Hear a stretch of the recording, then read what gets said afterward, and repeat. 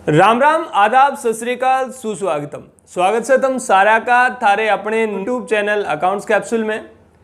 और आज हम बात करेंगे अपने नए टॉपिक के बारे में, जो है कंपनी अकाउंट्स। वीडियो नंबर 16 आप देखने लग रहे हो। इससे पहले हमने 1 से लेकर 15 तक वीडियो जितनी भी कवर करी वो एनपीओ के बारे में थी, और एनपीओ के हमने बेसिक्स से लेकर के एडवांस क्वेश्चन तक करे। हमने आप लोगों को ये भी बताया कि कितने केसेस जो होंगे वो एक क्वेश्चन से रिलेटेड हो सकते हैं, और उन क्वेश्चन से बाहर, उन केसेस से बाहर आप लोगों को एग्जाम में एक भी क्वेश्चन देखने को नहीं मिलेगा।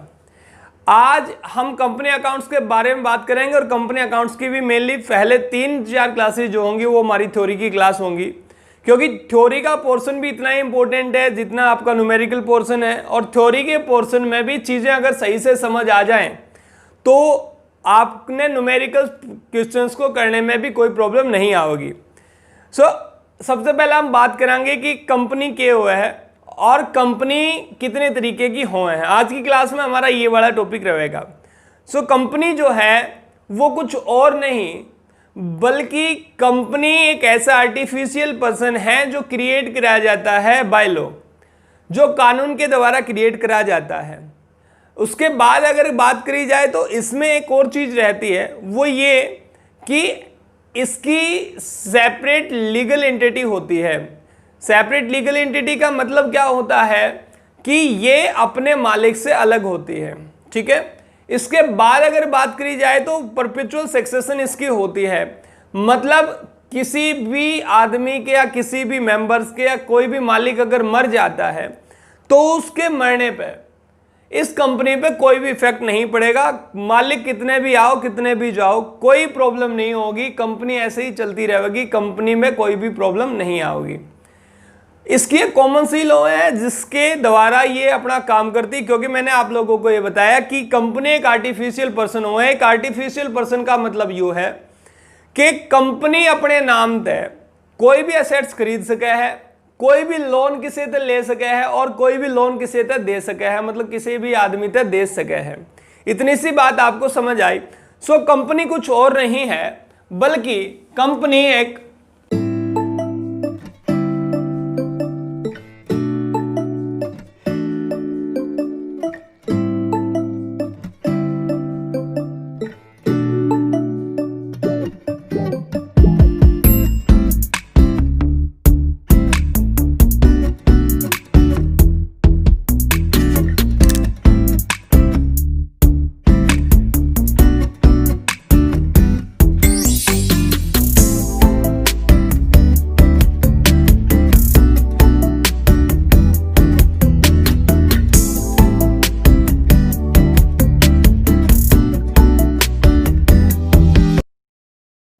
कंपनी एक ऐसा आर्टिफिशियल पर्सन है जो अपने नाम पे कोई भी एसेट्स ले सके है, कोई भी लोन ले सके है। मैंने आप लोगों को बता दिया, क्रिएटेड बाय लॉ, कानून के द्वारा बनाई जाए और कानून के द्वारा ही वाउंड अप करी जाएगा, कानून के द्वारा ही खत्म करी जाएगी।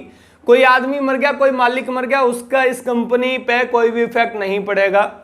हैविंग सेपरेट लीगल एंटिटी का मतलब यही है कि आदमी, या मैं कहूं कि कंपनी का मालिक जो है वो कंपनी से अलग होता है, ठीक है। कंपनी का मालिक और कंपनी दोनों अलग अलग होते हैं। सेपरेट लीगल एंटिटी, इसका अलग से वैधानिक अस्तित्व होता है विद परपेचुअल सक्सेशन। और परपेचुअल सक्सेशन का मतलब ही यही था कि कोई भी आदमी मर जाता है, कोई भी आदमी चला जाता है कंपनी को छोड़ करके, अगर चला जाता है, मेंबर की अगर मैं बात कर रहा हूँ, मालिक की मैं बात कर रहा हूँ, तो कंपनी के ऊपर कोई भी इफेक्ट नहीं पड़ेगा। कंपनी 100 साल, 200 साल, 500 साल तक चलती रहती है।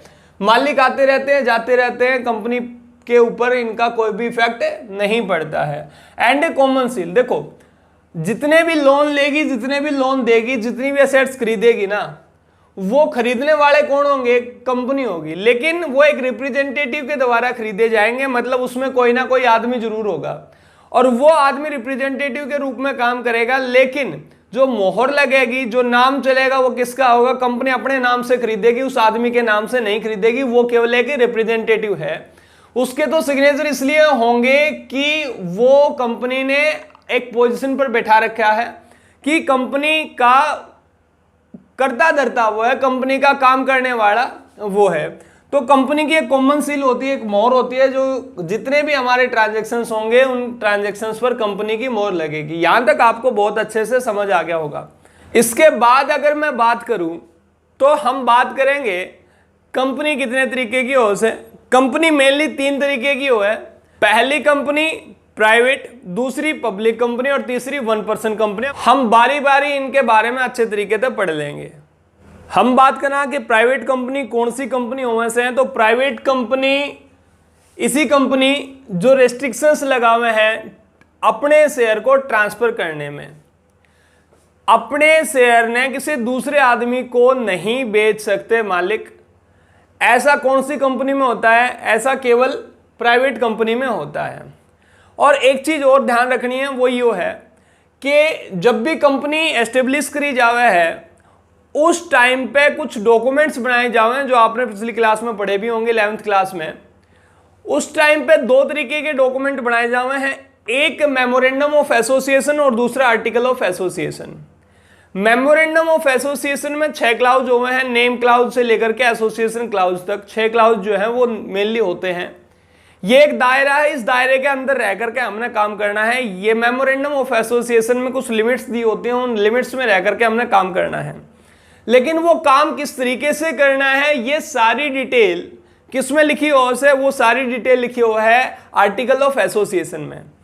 तो प्राइवेट कंपनी के आर्टिकल ऑफ एसोसिएशन में लिखा हुआ है कि आप अपने शेयर्स को ट्रांसफर नहीं कर सकते। जब भी एक कंपनी को फॉर्मेशन में लेकर के आते हैं, जब भी कोई कंपनी बनावा सा, उस टाइम पे आर्टिकल ऑफ एसोसिएशन जो है वो भी तैयार करना पड़ा है और उसमें लिखना पड़ा है कि हम अपने शेयर्स को ट्रांसफर करने का अधिकार नहीं देते, या हम अपने शेयर्स को ट्रांसफर नहीं करना चाहते। हम एक कौन सी कंपनी बनाना चाह रहे हैं?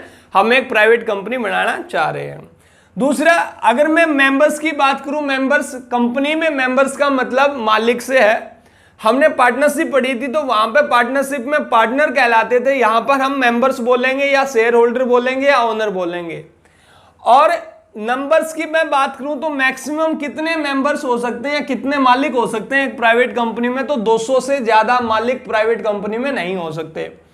फिर मैं अगर बात करूं provisions to invitation to public to subscribe any security, मतलब कोई भी शेयर्स हम कंपनी, ये वाली जो कंपनी है प्राइवेट कंपनी, कोई भी शेयर प्राइवेट कंपनी पब्लिक को ऑफर नहीं कर सकती। ये नहीं कह सकती कि भैया ये हम बेचना चाह रहे हैं, तुम खरीद लो।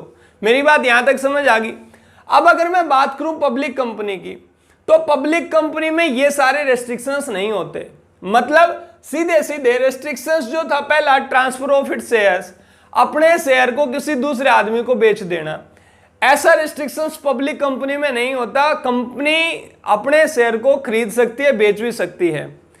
अब जैसा कि आपने पढ़ा था या जैसा कि आप लोगों ने देखा भी होगा, जितने भी शेयर मार्केट में कंपनी लिस्टेड होती है वो सारी की सारी पब्लिक कंपनी होती है। क्यों? क्योंकि वहां पर रेस्ट्रिक्शंस नहीं है ट्रांसफर करने का, शेयर्स को ट्रांसफर करने का। और यहां पर प्राइवेट कंपनी में रेस्ट्रिक्शंस होता है, इसलिए वो अपने शेयर मार्केट में नहीं लगाती हैं। पब्लिक कंपनी ही केवल अपने शेयर जो हैं वो शेयर मार्केट में लगाती हैं। No limits of its member, public company में मैक्सिमम कोई लिमिट नहीं दी हुई कि कितने मैक्सिमम ज्यादा से ज्यादा कितने मेंबर होंगे या कितने ओनर हो सकते हैं। क्यों? क्योंकि जब भी आप शेयर बेच रहे हो तो पता नहीं कितने कितने आदमी जो है वो शेयर खरीद लेते हैं, तो उस केस में हम कह सकते हैं कि नो लिमिट्स ऑफ मेंबर है। फिर कह रहा है मिनिमम मेंबर जो होंगे, कम से कम मेंबर होंगे, वो कितने होने चाहिए? वो 7 कम से कम मेंबर होते हैं। कितने? 7 मेंबर कम से कम होते हैं एक पब्लिक कंपनी में। और ज्यादा से ज्यादा कितने होते हैं? कोई भी लिमिट नहीं है। प्राइवेट कंपनी के मिनिमम मेंबर की अगर मैं बात करूं तो मिनिमम मेंबर 2 होते हैं और मैक्सिमम मेंबर कितने होते हैं? 200 होते हैं। इसके बाद एक तरीके की कंपनी जो वो चलन में आई 2013 के बाद, उसका नाम था 1% कंपनी। एक आदमी इसमें मालिक होगा, ज्वाइंट भी हो सके हैं, ज्वाइंट एक तरीके से मालिक बन सके हैं, दोनों 2 आदमी मिलकर के मालिक बनेंगे, लेकिन ज्वाइंट ओनर बोले जाएंगे। वो अलग अलग ओनर नहीं होंगे, वो दोनों का अलग अलग नाम नहीं होगा, बल्कि ज्वाइंट ओनर बोले जाएंगे।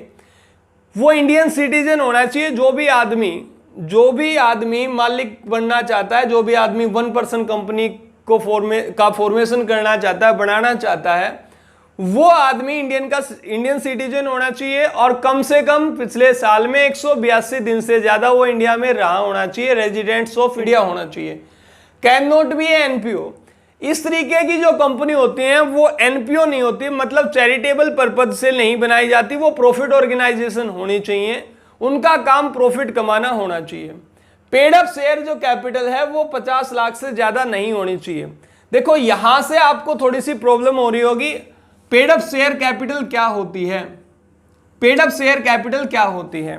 तो अगर मैं बात करूं शेयर्स की, तो शेयर्स कुछ और नहीं है बल्कि जो आपकी कैपिटल है उसको हमने टुकड़ों में बांट दिया, और वो जो टुकड़े हो गए ना, उन टुकड़ों को क्या नाम दे दिया हमने, शेयर नाम दे दिया। मेरी बात समझ गए, आपने अपनी कैपिटल को टुकड़ों में बांट दिया और जितने भी टुकड़े आपने करे वो टुकड़े जो होंगे वो शेयर होंगे, उन टुकड़ों को ही हमने क्या कहा, शेयर कहा है।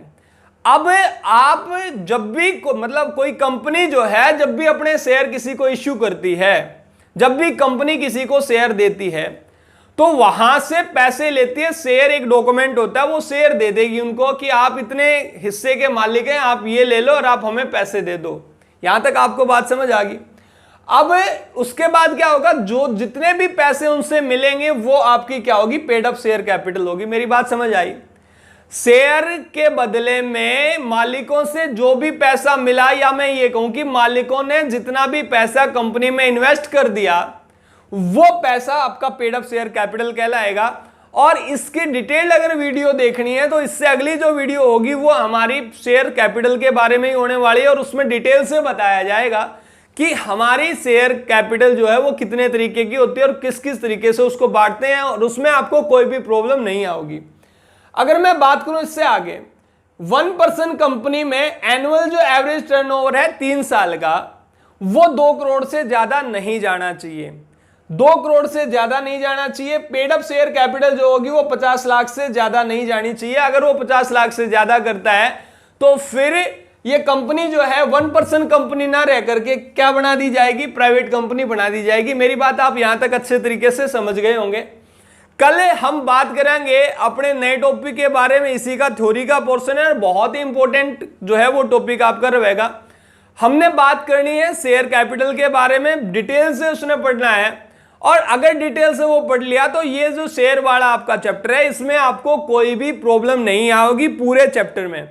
क्यों? क्योंकि बच्चों को यही नहीं पता रहता आखिर तक कि पेड अप शेयर कैपिटल क्या हुई, सब्सक्राइब्ड कैपिटल कौन सी हुई, ना तो आपसे फिर बैलेंस शीट बनती। 3 नंबर का क्वेश्चन जो हो बैलेंस शीट का रहेगा इस चैप्टर से, 3 नंबर का क्वेश्चन जो है बैलेंस शीट से रहेगा, और एक बड़ा क्वेश्चन जो होगा 8 नंबर का लगभग, वो आपका क्वेश्चन रहेगा जनरल एंट्री से रिलेटेड। लेकिन आप लोगों को अच्छे तरीके से पता होना चाहिए कि शेयर कैपिटल क्या होती है। सो अगली वीडियो देखने के लिए आप आई बटन पर भी क्लिक कर सकते हो जो ऊपर दिखाई दे रहा है आपको, या आप हमारी प्लेलिस्ट में जाकर के भी नई वीडियो देख सकते हैं। मैं उम्मीद करूं यह वीडियो आपने बहुत पसंद आई होगी। कल फिर से नई वीडियो के साथ आपके साथ रूबरू होंगे, तब तक के लिए बाय बाय, टेक केयर।